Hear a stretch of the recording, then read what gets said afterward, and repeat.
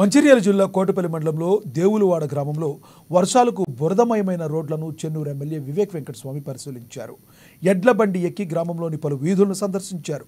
గ్రామంలో రోడ్లు వేసేందుకు 12 లక్షల రూపాయలు మంజూరు చేస్తున్నట్టు తెలిపారు.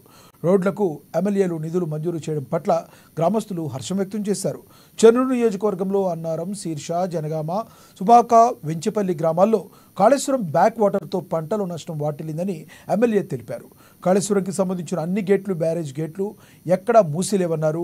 పంట నష్టంపై సర్వే చేయాలని కలెక్టర్కు సూచించామని, వరదలతో నష్టపోయిన రైతులకు నష్టపరిహారం ఇప్పిస్తామని ఎమ్మెల్యే వివేక్ వెంకటస్వామి హామీ ఇచ్చారు.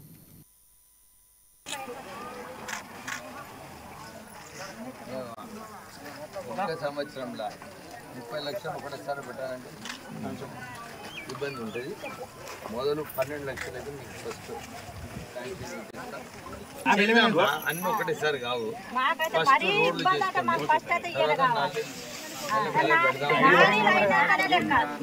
రోడ్లు చేసుకోండి.